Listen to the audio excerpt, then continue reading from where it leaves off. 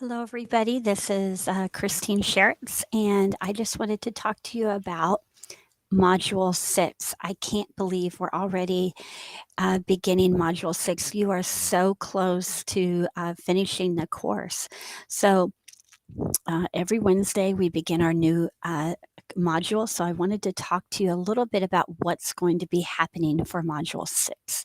So for Module 6, you are going to be reading about comprehension. So if I turn my head a little bit, it's because I'm reading my screen. So you're going to be reading in your textbook in Creating Literacy Instruction. For all learners, you're going to read Chapter 8, which is on comprehension, theory, and strategies. And you're going to read Chapter 9, called Comprehension, Text Structures, and Teaching Procedures. So you have 2 chapters to read. So there's quite a bit of reading in this module. There's also a couple of videos, and these videos are going to be important that you watch on think aloud strategies, because those think aloud strategies is a part of comprehension, a critical part of comprehension, and that's you're going to need to know that information for your discussion board. So this week, instead of doing a video for your discussion board, you're going to do something a little bit different. For your discussion board, you need to identify the role of think alouds. We're going to be thinking about a think aloud, and so you're going to be writing something this time, and you're going to post a 2 to 3 paragraph discussion about a think aloud. And in this case, you're going to be talking about a time that you have. Think of a time when a think aloud would have helped you better understand a concept or topic in your previous job or in education. You need to provide an example, discuss how a think aloud would have helped you better understand the task. And then the other part of this is to, as a Christian educator, why is it important to incorporate a think aloud strategy in your instruction? And so instead of a video, you're going to be doing that. So I just wanted to mention that. And then you have another case study to do. And you guys have been doing great on your case studies. We've had one case study. For Module 5, we had another case study that's coming up due. And so in this case study for Module 6, this involves a high school student. So those of you that teach elementary, you're going to have to stretch and think about high school students. This is a 10th grade student that reads fluently, but doesn't have a lot of recall. So this is a comprehension issue. And so you're going to read through that, the case, and then again, you're going to write a summary of your thoughts on Student C. You're going to write 3 measurable goals. And again, I would think about those SMART goals, something that's specific, measurable, attainable, realistic, and timely. Think about SMART goals. Explain instructional strategies that you would implement and make sure those strategies align with your goals. Explain how you would integrate faith into your case study. And I realize these a lot of the case studies aren't very specific in the data. So you use the data that you have. Some of you have been saying that part of what you're going to do is to give more assessments, and that's fine. That may be a part of what you're going to do. So that's what you're doing this week. I also wanted to remind you that in Module 8, and again, this is a couple weeks away, you are to read the book Whisperer and do a double entry journal. And for that double entry journal, if just as a reminder what a double entry journal is, I already sent you the template for that, but it's basically just a piece of, it's a Word document. On the left-hand side, you need to do at least 2 quotes per chapter. So on the left side, you're going to write just the 2 quotes, and on the right side, you're going to explain your reaction to those quotes. So how do those quotes impact you as a teacher? Maybe some connections to those quotes that you have. And you want to do at least 2 quotes per chapter. You can do more, but you only have to do 2. Now, on the rubric, it has that you need to put that in APA. Not going to have you do APA, and I'm not going to count off if you don't have the that in APA, because this is a reading response journal. I'm not going to expect you to do that in APA. So just put your name, your date at the top, and the double entry journal is, you don't have to have a title page with APA. Okay. So that's that. Now, I wanted to talk to you a little bit about comprehension and a few things that are mentioned in your textbook that I thought was really, really important. So, teachers are really great at assessing comprehension. We're not as good at teaching comprehension. And so, a few things I wanted to remind you about is, just like you would teach any reading skill, whether it's phonics or phonological awareness or emergent literacy, comprehension needs to be taught. And so your textbook on page 318, it gives the steps for teaching comprehension. So you're going to introduce the strategy, demonstrate and model the strategy, have guided practice. And so you're going to do that. I do, we do, you do. So whatever the strategy is. So let's say it is asking and answering questions. You're going to model the strategy. You're going to have your class, the we do, they're going to practice it. And then you're going to have that independent practice and application. And then lastly, you're going to have assessment and reteaching. And of course, we want that ongoing reinforcement and implementation in their independent reading. So it's really important that we teach comprehension skills. And so it gives those steps that you need to do for comprehension, just like you would any other strategy. So that's really important. And there's different types.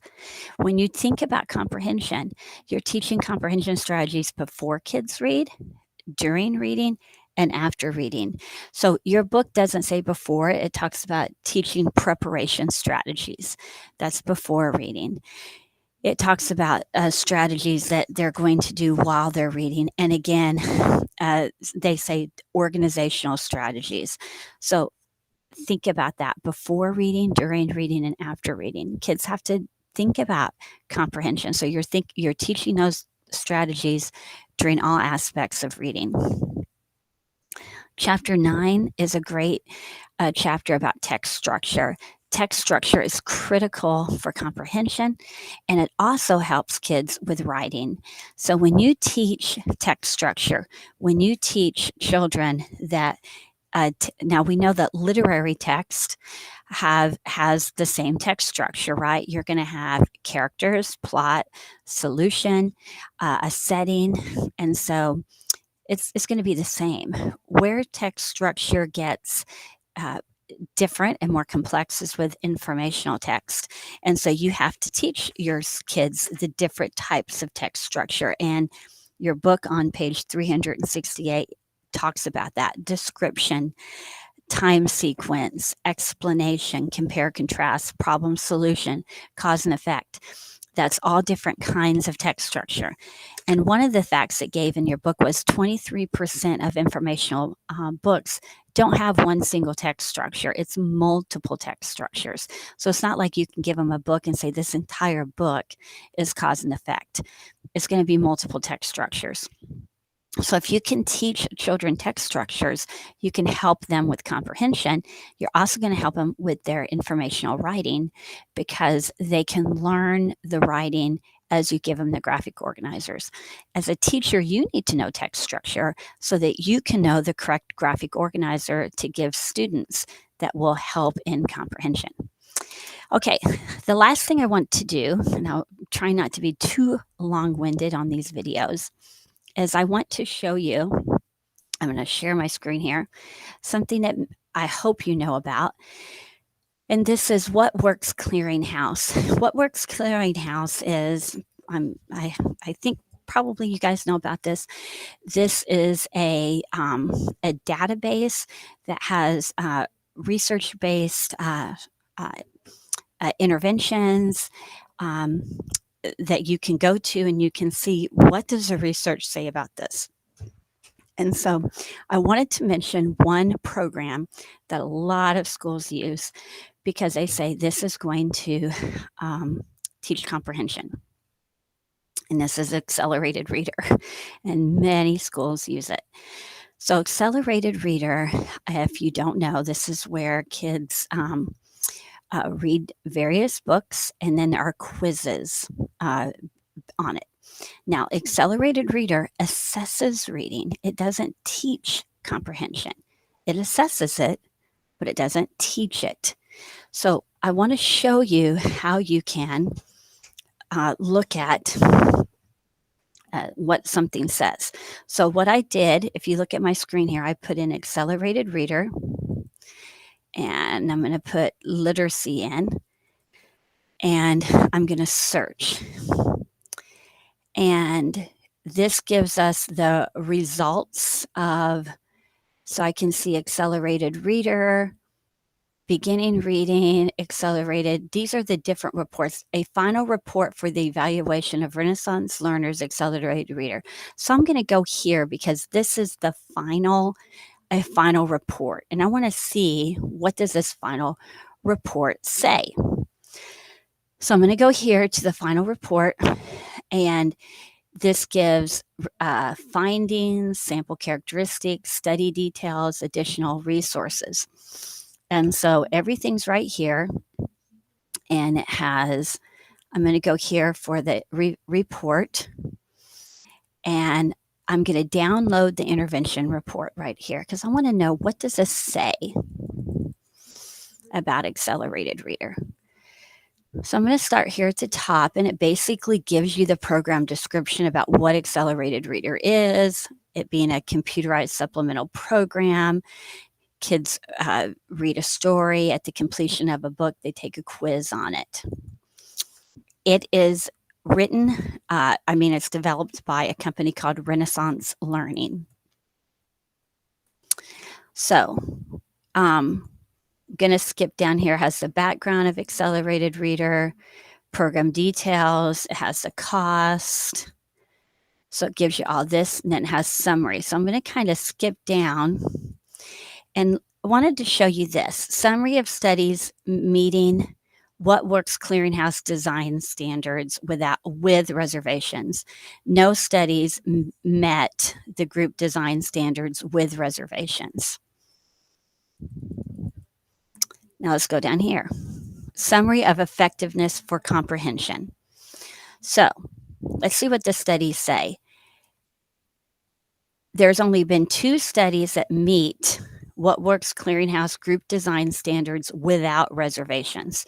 So I want you to think for a moment about all the schools in the United States that use Accelerated Reader. And there's only been 2 studies without reservation that show that it helps in comprehension. So here are the 2 studies. One of them, by Bullock, found that it had a negative effect, but not significantly. It was negative, but not significant. And another one in 2010 said that it was positive and statistically significant as measured by the STAR reading test. Thus, for the comprehension domain, one study found a negative effect that was substantially important but not statistically significant, and one study found a positive and statistically significant effect. This results in a rating of mixed effects with a small extent of evidence. You can go on down here and you can look at those exact studies. So I want to show you this, because this is one of the reasons I want you to understand research and how to look at research, because this is one prime example of how people use programs, put a lot of money into programs that don't necessarily have a research base for them. And if you looked at this study, one of these studies was paid for by a company called Renaissance Learning. Hmm, that's interesting because that's owned by Accelerated Reader. So these are things that I want you to look at. So when you're looking at programs, uh, What Works Clearinghouse is a great, something really good to look at. When I was a principal, we did Reading 180. I don't know if you've heard of Reading 180. It's a program for intermediate grades and up. It's a 2-hour program. Um, and I had a lot of reservations about that program because my students were out of the regular classroom for so long. But it was something that everybody used. So I went to What Works Clearinghouse. There was absolutely no research base for Reading 180. I asked my district if I could not have my students do Read 180, even though I had instead what I wanted is I wanted my students to have a small 30 minutes of instruction because I targeted instruction. My district wouldn't do it, even though there was absolutely no research to back it up.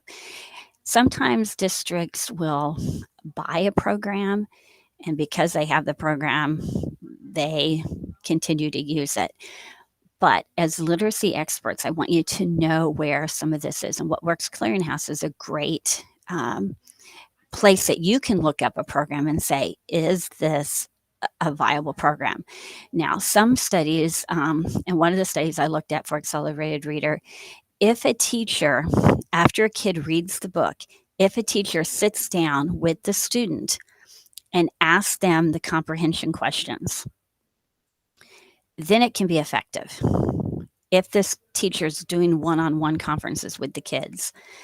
But you and I know that most of the time that doesn't happen. Most of the time, what happens is the student reads the story and then they're independently answering the questions. So I just wanted to share this because this is one example of something that people say this is a program that teaches comprehension. It doesn't teach, it can assess comprehension, but it doesn't teach comprehension. And it definitely doesn't have a lot of research to show how it backs up. We still need teachers to teach. We still need you to teach comprehension. No matter what anyone says, we need teachers, not computer programs. So if you ever want to look up something, you can always look up What Works Clearinghouse, and I'll give you an idea about the research base behind it. So next week, we'll be looking at comprehension. If you have any questions about your assignments, let me know. You guys are doing phenomenal. Sorry, I have that little dot there on my paper there. You guys are doing phenomenal, and I look forward to reading your case studies this week. Have a good day.